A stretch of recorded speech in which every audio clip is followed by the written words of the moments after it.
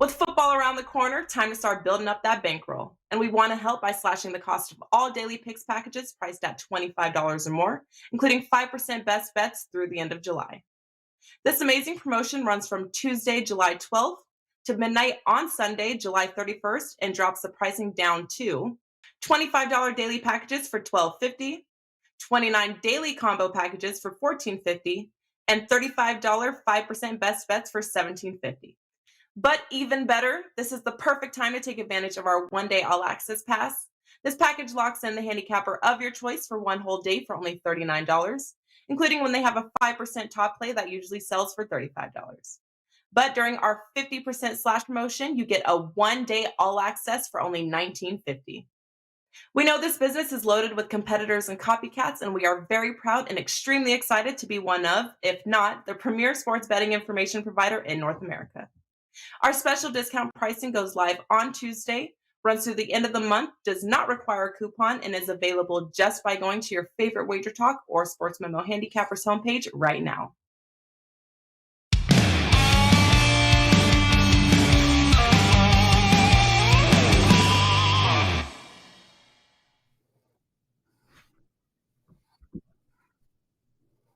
Top of the morning.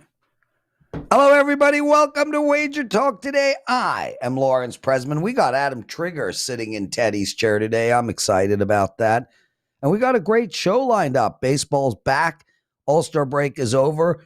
We're going to talk actionable information. We got Bryan Leonard joining us. He's going to take a look at game one of the Detroit Tigers Oakland Athletics game. And why stop there? Game two. Tony Mejia, he's going to join us. He's going to look at the Houston, New York Yankees game one, and he's going to take apart just a little bit of NBA. We might look at the MVP odds and who's going to win. And then we will end with handsome Kyle Anthony, and he's going to talk UFC. Trig, what's up, man? How are you, brother? I'm doing great, Prez. It was nice to have a couple days off, but I am ready to get back going. We've got games starting in an hour. It's just nice to have everything back. A couple days off is fun.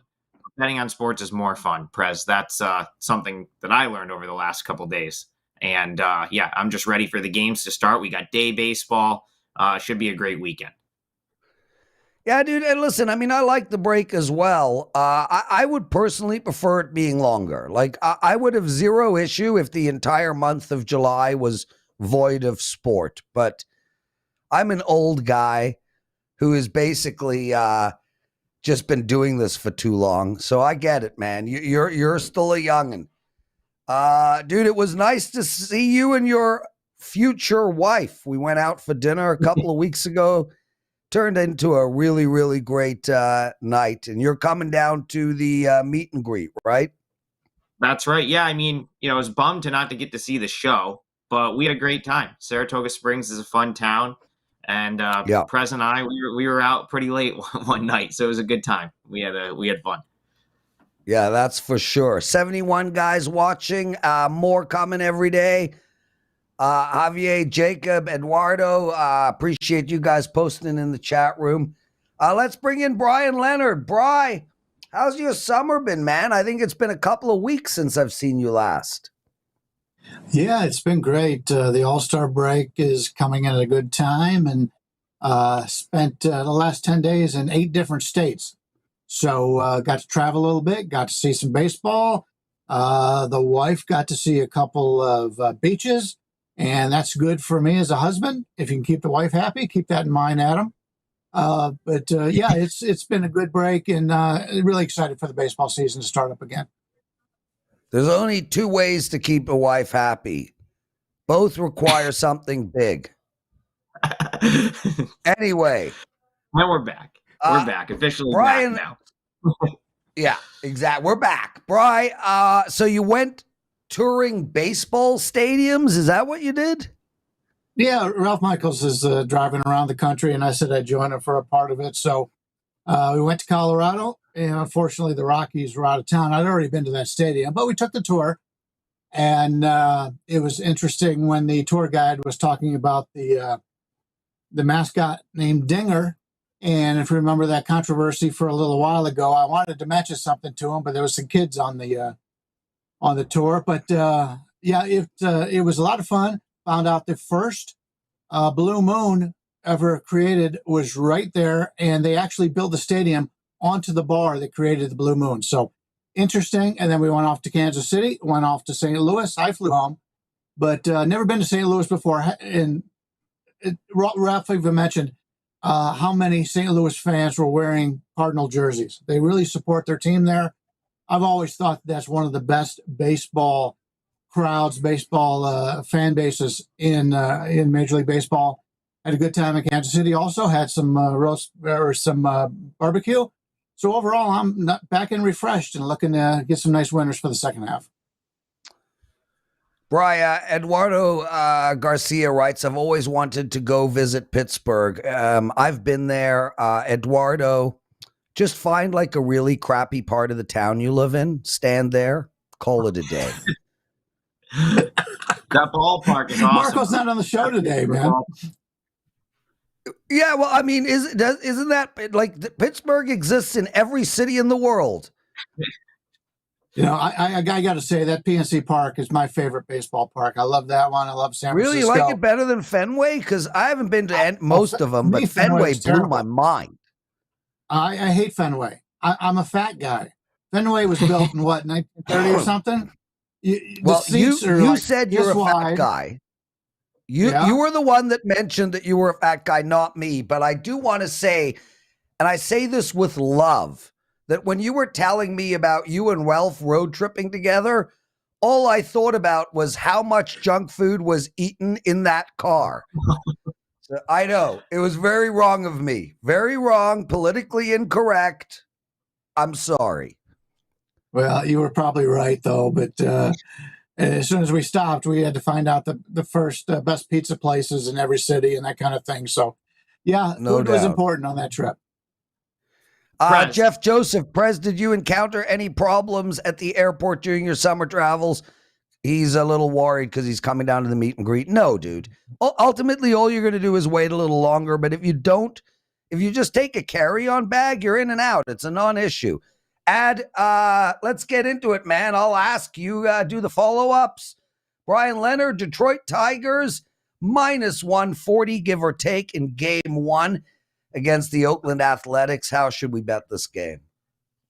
We may be asking why I picked this. Well, two reasons. Number one, they were late on coming out with all the starting pitchers on today's card. And when I had to send in my plays, I wanted to make sure who was starting.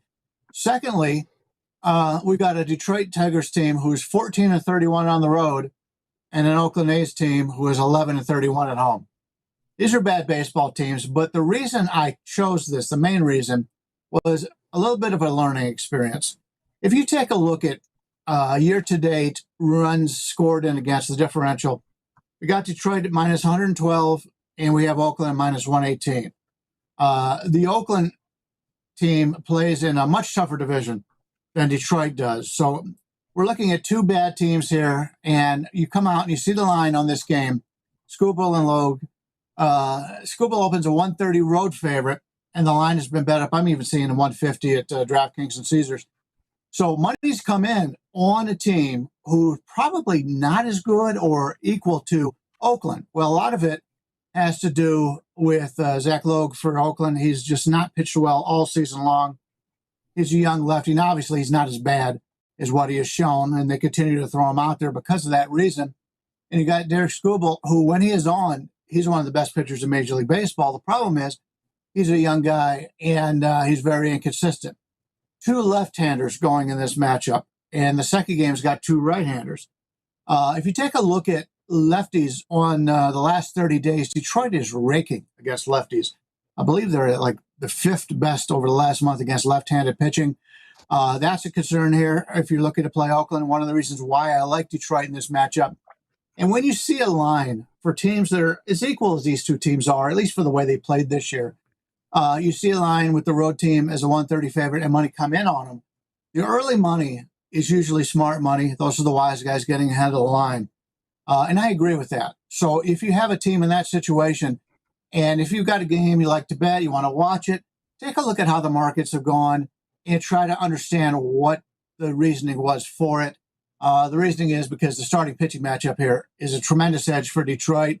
I wouldn't be against playing the first 5 in this matchup. We're looking at something a little bit higher, looking at about 150, 155 for Scooble. But overall, I like Detroit in this first matchup because Oakland is terrible against lefties, and I think we get a major advantage in the starting pitcher in this matchup. Brian, I have a question for you that's going to be a nice segue here because I know we're going to also talk about game 2 of this series. So you like the Tigers in game 1. How inclined are you when it comes to doubleheaders? You like a game 1 side. It's sharp. It looks good. Let's say it doesn't hit. How inclined are you to come back with the Tigers in game 2? It all depends on what happens in game 1. Normally, I don't like to play a game 2. We will today because it's just a small sample size. But normally, I don't like to put my money on game 2 until I find out what happened in game 1. But I'm looking at game 2. We're looking at a little bit of a total, so that may not have as much of an effect.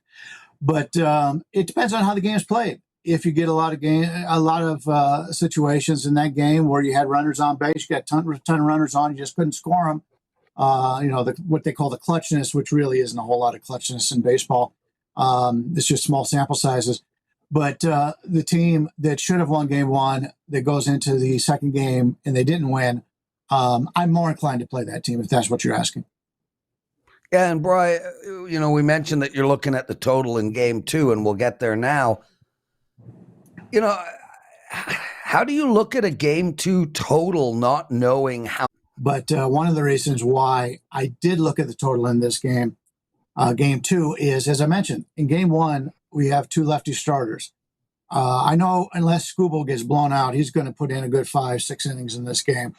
So based on my expectations, I think we'll be set up pretty good here for the second half or the second game.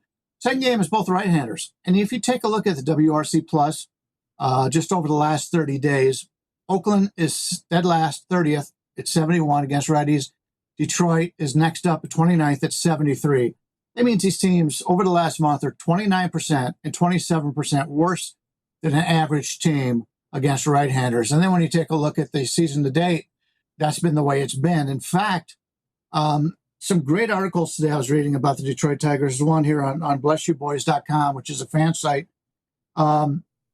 If in Major League Baseball, if you've had 250 at-bats on the season, individual player, there's 18 really bad players based on the WRC Plus. 5 of those are starters for the Detroit Tigers. So this is a team that doesn't hit right-handers. They've got a lineup of guys who have, over the course of the season, every single starter on this team has underperformed. Even the young guys, they just had to send their first baseman down to the minor leagues, and they've got this, what they consider a star in center field. He hasn't played well. Nobody's played well. So you have to take a look at this when we're starting the second half of the season. Will that continue or will it change? I think it will change. I don't think it changes against a right-handed pitcher tonight.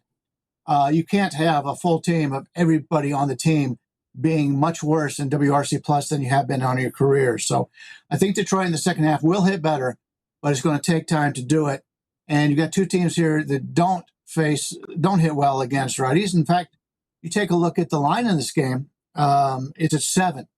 And when you find Detroit and Oakland, you got Hill going against Montas. Now, Montas is a really good pitcher, and he's pitching to get traded, basically. But Hill is a rookie. He's only pitched a couple times, and you still got a total of 7. That tells you the offenses aren't very good. It tells you there's not going to be many runs in this game. I like the under here. I think Montas really shuts down this Detroit team in this game, as he's, at least in my opinion, the best pitcher overall in this doubleheader. And I like the under in this one. I just don't think Oakland does much. Hill's better than he's shown so far in a small sample size. He's one of their better prospects coming out of the minors. So looking for a low-scoring series. And in fact, this is a makeup series. So there's only 2 games, and tomorrow Detroit's going to be off. So it's not a situation where they've got to travel or anything. You're going to get everybody on both these teams in the bullpens in these 2 games. And Detroit's bullpen has been just terrific all season long. So, Brian, is there any, Montes is going to get traded. Like, I don't think that that's really a question at this point. Does that play into the handicap at all? Is that something that you put a ton of stock in? Or is it just another day at the office for Montas and we don't really, look too much into that? Well, his last start, he only lasted an inning, I believe. He got bombed in his last start. So I expect the best out of him in this one. Not only is he a really good pitcher and good pitchers bounce back in that situation, but he's also a guy trying to get the hell out of Oakland. And I don't blame him at all. Unfortunately for Oakland, nobody comes to the games. They've got a really good fan base, but they're so upset with everything that's gone on about possibly moving to Vegas and the whole new ballpark and all that, the fans just aren't coming out. So I expect a really good performance out of him. And as I mentioned, this team in Detroit is so underperformed offensively all season long. They will turn it around, but they have shown nothing all season long about right-handers. Bryan Leonard, everybody. Guys, it's half price July over at WagerTalk.com. $12.50 is the most common price for a daily package. Brian, you have anything up for your clients today? As of right now, nothing, but I'm going to continue to read. As I mentioned, they put up the starters late, so I'm going to give it another look and see what I can come up with. But yeah, it's been a really nice run in baseball, and hope to continue it. And 4s and 5s have been terrific all year long, so hopefully I can find you a 4 or 5. If not, hey, I'll pass. There'll be a better card tomorrow. Look at that. The second Kyle Anthony shows up on the left of the screen, the naked bots are back in the chat room. The coincidence is too much for me, Brian. Dude, I love having you on here. You are a pro. We're going to see you at the meet and greet. Obviously, you live in Vegas. Thanks for joining us. Guys, we're going to take a quick break. We got a lot more to go. Adam Trigger's got his big game breakdown. We got Tony Mejia. We got Kyle Anthony. And, of course, the porn chat bots back in the chat room. We'll be right back, everyone.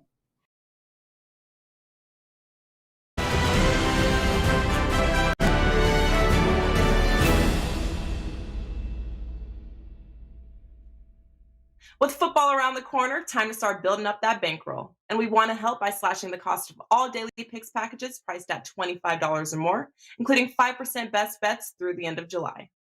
This amazing promotion runs from Tuesday, July 12th to midnight on Sunday, July 31st, and drops the pricing down to $25 daily packages for $12.50, $29 daily combo packages for $14.50, and $35 5% best bets for $17.50. But even better, this is the perfect time to take advantage of our one-day all-access pass. This package locks in the handicapper of your choice for one whole day for only $39, including when they have a 5% top play that usually sells for $35.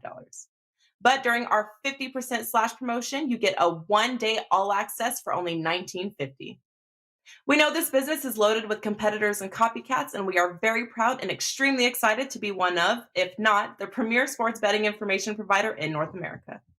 Our special discount pricing goes live on Tuesday, runs through the end of the month, does not require a coupon, and is available just by going to your favorite WagerTalk or Sports Memo Handicappers homepage right now.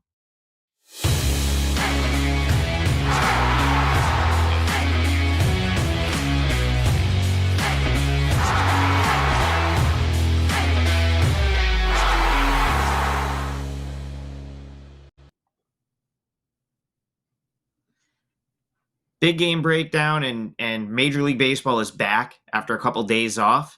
It's slim pickings with only 5 games or 6 games if you count the doubleheaders. So my big game breakdown is going to be Rangers Marlins. It's the first one on the board. It goes off in about a half hour. And the way I'm looking at this game, our friend Kelly Stewart texted me earlier in this week about something, and she said, you don't lay minus 110 on a coin flip, which I agree with her. But in this case, this game looks like very even to me, almost like it could be a coin flip. But I think I would take plus 120 on a coin flip if offered. And that's kind of how I see this game. I see this matchup as even as it gets on paper between two teams that both went into the All-Star break ice cold and come out of the All-Star break desperately needing a win in a one-off game. The Rangers' run differential was 1 at the All-Star break, -1. Essentially gave up as many runs as they scored. whereas the Marlins was -12. You have a pitching matchup with John Gray, 3.71 ERA and 1.13 WHIP, and Pablo Lopez, who has a 0.7 WHIP and has been excellent at home. The Rangers are 6-1 in Gray's last 7 starts. So when I look at this game, I look at two teams that really need a win, two teams that their season will probably be determined on how they play over the next 10 days. And both have pretty easy schedules coming up. But for whatever reason, I can get plus 120 on the Rangers here. I think that's worth a shot. You know, Corey Seager, he was an all-star. He was in the home run derby. He was red hot going into the break.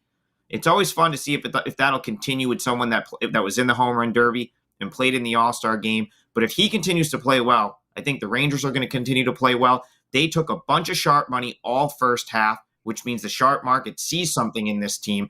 I see something in them too. And if I'm getting involved in this early game between the Rangers and the Marlins, I'm going to take the plus money, plus 120 it looks like it is now, on the Rangers to win this afternoon.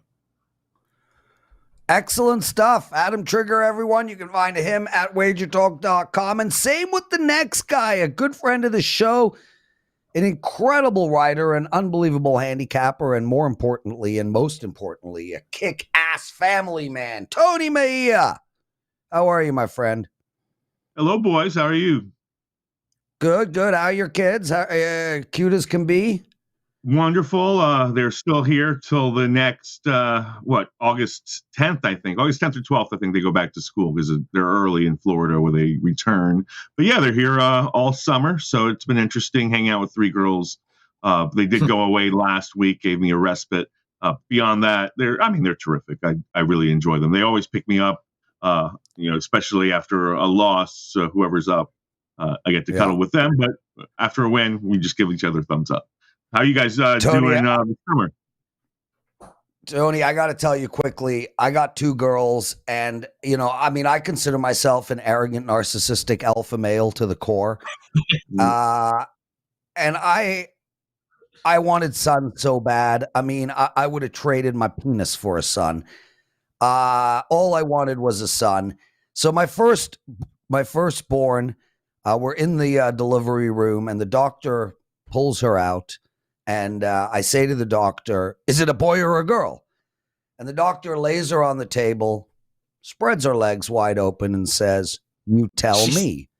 And I swear to God, on my life, I turned to the doctor and I said, oh my God, my son does not have a penis. That's good. That beats me. I was either having a son with a penis or a son without a penis. Those were the 2 options in my idiotic brain. Anyway, man, let's get into it. New York Yankees, Houston Astros. They're playing a doubleheader. I think you're on the first game, right? Yeah, we'll join Adam's big game breakdown and breaking down one of these early games. And it's the first part of this doubleheader. It's Christian Javier against Jordan Montgomery. The Astros rake against lefties typically, but with Jordan Alvarez out of the lineup, really don't like what they bring to the table today. Aledmus Diaz is high up in the mix. They're counting on Kyle Tucker to deliver after his All-Star appearance. And then for the Yankees standpoint, no Giancarlo Stanton. I guess they're giving him the first game off after the All-Star Game MVP. So I like Javier, who had a fantastic start against the Yankees last time we saw him, to deliver there. The under is 4, first 5. Don't trust bullpens, especially coming out of the break.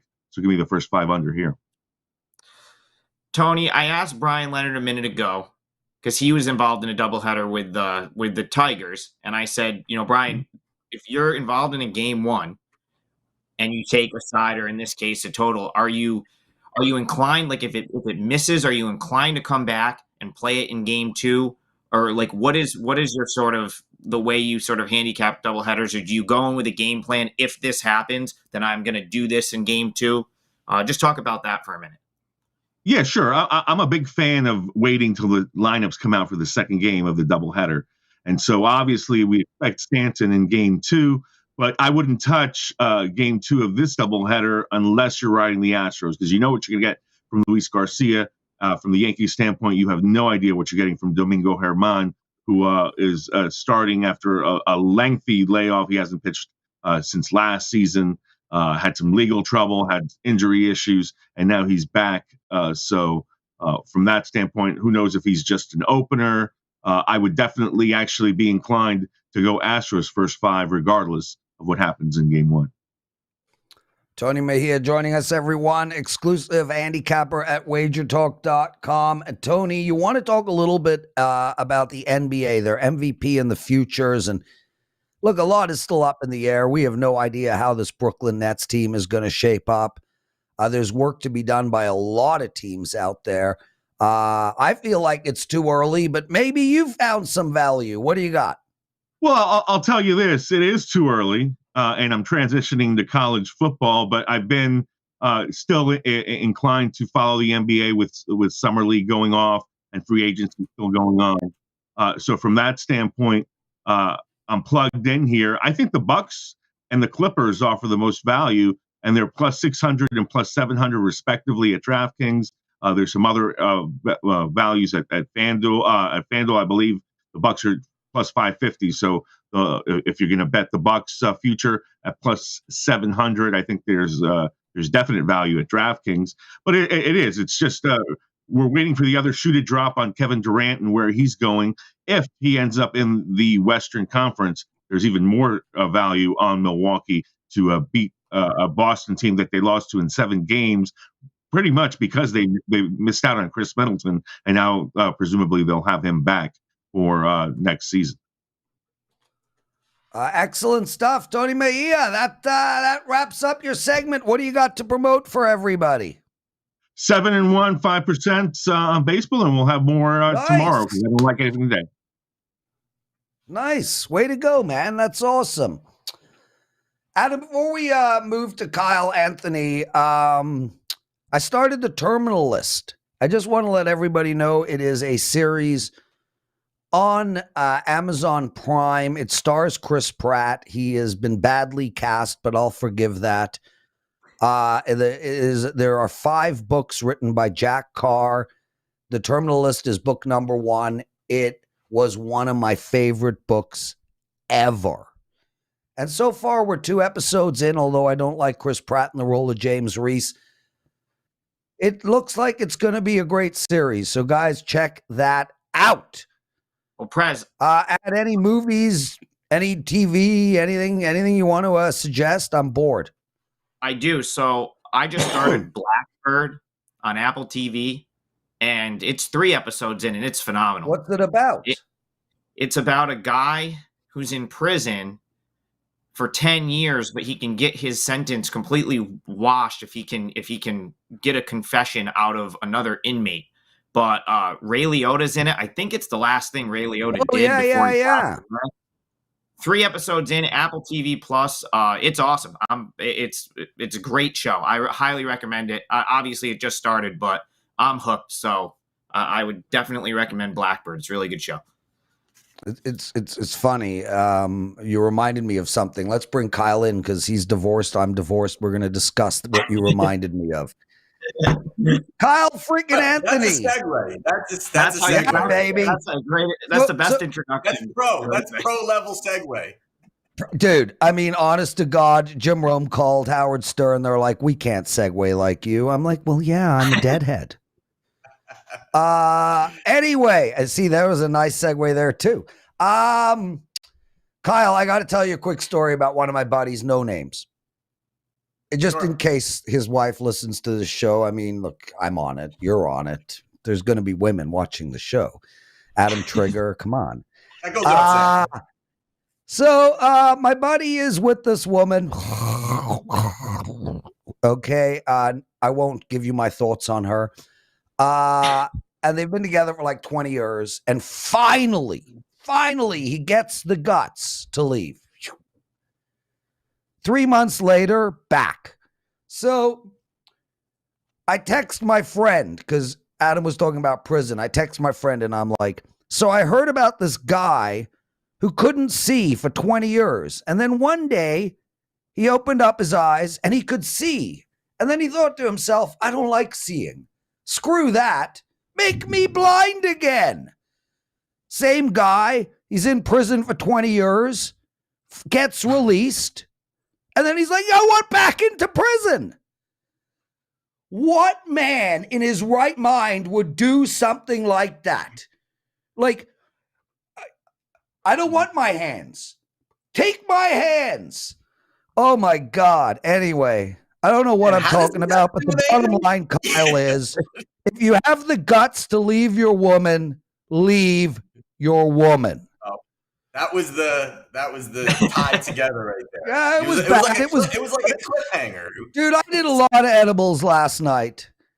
Flat out. And yesterday day. I actually double edibled yesterday. It was a big day, man. I wanted the golf course. Yeah. So, dude, how you doing in the UFC? Kicking ass like always?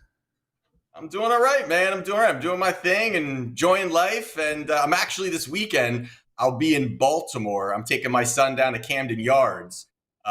So we're going to go where watch will the you Yanks be? What time? Where will you be signing bras and underwear? 7 o'clock, lower level at Camden Yards. Come see me. I'll sign your bra. Jacob Harris writes, Kyle wins the episode's nicest hair award. Bullshit. Yes. No. Thank you. Firstly, all I see is a shiny forehead. Secondly, Adam has killer hair. Thirdly, I'm 53 years old.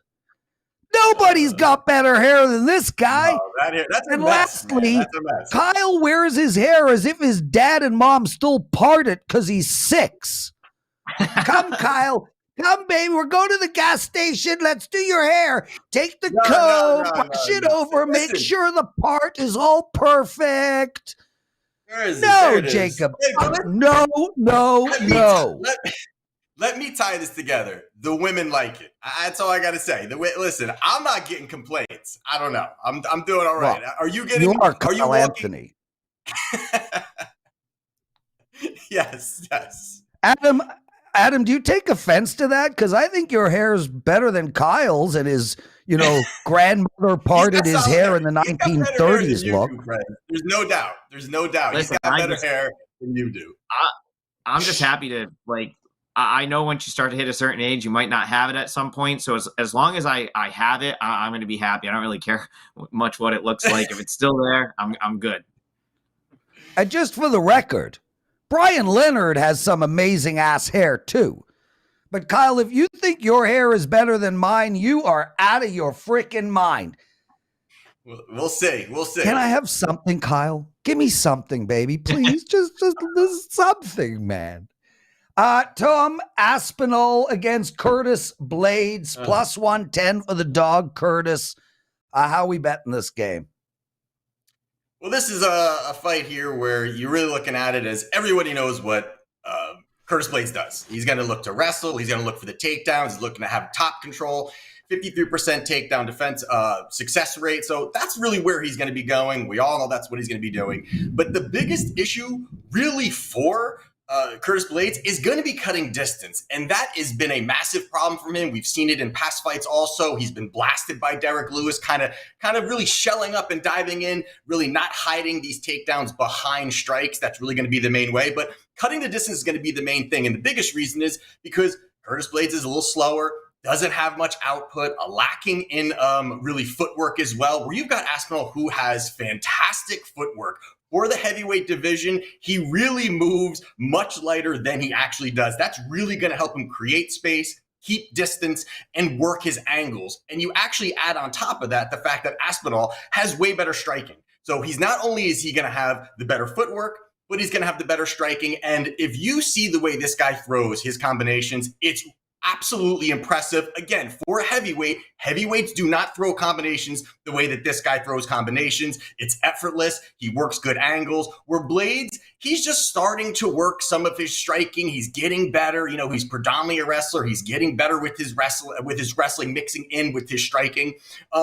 But also you even add on that is the fact that Aspinall is way more explosive too. So there's just so many layers where he's going to be faking, he's going to be feinting, he's going to be drawing out some of these attacks from Blades, who just doesn't have that great of striking, and the killer instinct of Aspinall as well too. He's got, I think it's 4 or 5 straight first round finishes. He just always has the ability to look forward, push, and look to get that finish. And then also the part of it is that I really think that people are overreacting. That's why I think this line is closer, is that people are really overreacting to Blade's last win against, who is it? It was against Chris Daukaus. And that fight there, where I'm not big on Chris Daukaus. Chris Daukaus is a guy who's knocked out Shamil, Nascimento, and Parker Porter. These are some of the slobs of the heavyweight division, and he knocked out Chris Daukaus. Not a big deal there. So I really like Tom Aspinall here. I think that the line continues to move up. I mean, if you bet this maybe a week or so ago, it was definitely better pricing, but still there's value here. I just don't really think there's many paths to for Curtis Blades to go out there and get his victory. So I like Tom Aspinall. I think he could find that finish as well too, but I do like him straight just to get that win. All right, Kyle, one more matchup here. You have Volkan Ozdemir. I might have butchered his name, but I got Paul Craig. That's better than Prez. Right. And better than Prez to do. Paul Craig, easy enough there with that name. We have this matchup. Ozdemir back-to-back losses, comes in as a -175 favorite. Does he capitalize in the desperation spot, or are we going the other way? Well, this is one here. This is grappler versus striker. It's going to be who's going to really be implementing their game plan in this fight here. Is it going to be Ozdemir looking to work his kickboxing, or is it going to be Paul Craig kind of going in there, getting some takedowns, working his submission game? That's really where his bread and butter is. But the big difference here is that Paul Craig's best weapon, he has an inability to get the fight there. So meaning that he has 16 professional wins, 13 come by submission, but he only has a 26% takedown success rate. So the meaning of that is that most of these guys that he's been able to sub play the game with him. Meaning that he just, when he starts to, he'll pull guard, he'll pull them down. He just looks to, someone will kind of clip him and they'll jump on him. He does not have the ability to take people down. Now, on the other side of this, you've got Volkan, who has an 80% takedown defense rate. He has good striking. All of these things there are already pushing a lot against somebody like Paul Craig. And the fact that he's got better striking. Ozdemir is 2-5 out of his last 7, but he lost to top level guys. He lost to Daniel Cormier, Prochazka, Ankalaev, Rakic. These are all really top level guys. Paul Craig's one-dimensional. I don't think that his basic striking is really going to cause any problems for Ozdemir. I think he's going to work in range. I think he's going to be able to pepper out good shots. Ozdemir has 4 career losses. 3 of them come by knockout. I think this is a great spot for a power puncher like Ozdemir to go out there, land the big shot. You've got Ozdemir right now, he's -175. That's actually going up to -180 around. I think the knockout is a good spot here. I think Ozdemir via knockout +145 is a good spot for a guy who's going to be very desperate for knockouts. Very desperate for takedowns, while Ozdemir lands a big shot. So I like the +145 number. I think it's a great price, and I think he gets it done. Outstanding handicap, Kyle Anthony. And guys, Kyle is the $2 Tuesday handicapper. His play is still up. We're going to talk about that real quick. I just want to make mention, so far in 2022, not only has Kyle been on 63 dates, but he is ranked number 1 in MMA over at WagerTalk.com, a 60.4% win percentage. He's made 85% return on investment. Those numbers are absolutely outstanding. Kyle, your 5% plays this year are 5-1. You've cashed 17 out of 24 events. I'll tell you flat out, guys, between Tokyo Brandon's Korean baseball and Kyle Anthony's UFC, what else? That's just free money, man. I mean, you're literally free money, man. So tell us, you got a $2 Tuesday play. What's it about? Yeah, so I got a $2 Tuesday play, which is I got a parlay. It's a 4% play. 2 fighters. I love the spot. It's going to be actually about an even money spot. So I love the price there. But I do have a 5% play. That's up, like Prez said, 5-1 this year.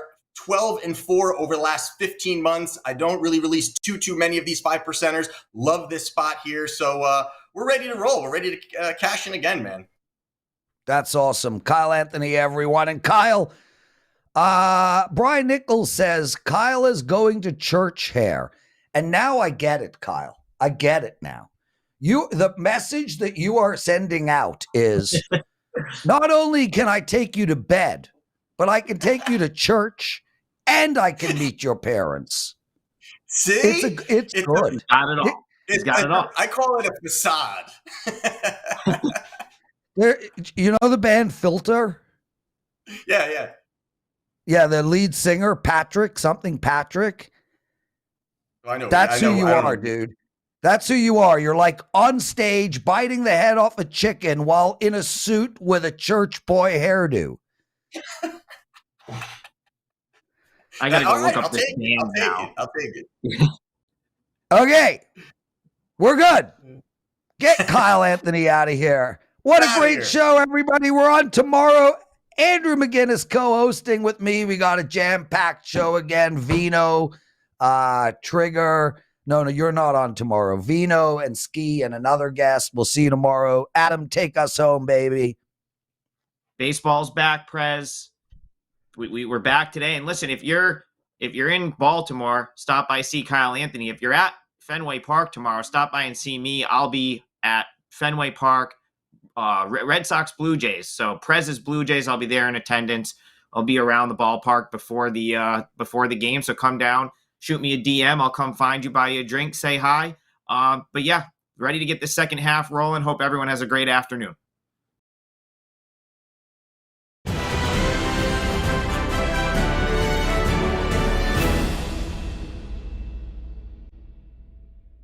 With football around the corner, time to start building up that bankroll. And we want to help by slashing the cost of all daily picks packages priced at $25 or more, including 5% best bets through the end of July. This amazing promotion runs from Tuesday, July 12th to midnight on Sunday, July 31st, and drops the pricing down to $25 daily packages for $12.50, $29 daily combo packages for $14.50, and $35 5% best bets for $17.50. But even better, this is the perfect time to take advantage of our one-day all-access pass. This package locks in the handicapper of your choice for one whole day for only $39, including when they have a 5% top play that usually sells for $35. But during our 50% slash promotion, you get a one-day all-access for only $19.50. We know this business is loaded with competitors and copycats, and we are very proud and extremely excited to be one of, if not, the premier sports betting information provider in North America. Our special discount pricing goes live on Tuesday, runs through the end of the month, does not require a coupon, and is available just by going to your favorite WagerTalk or Sports Memo Handicappers homepage right now.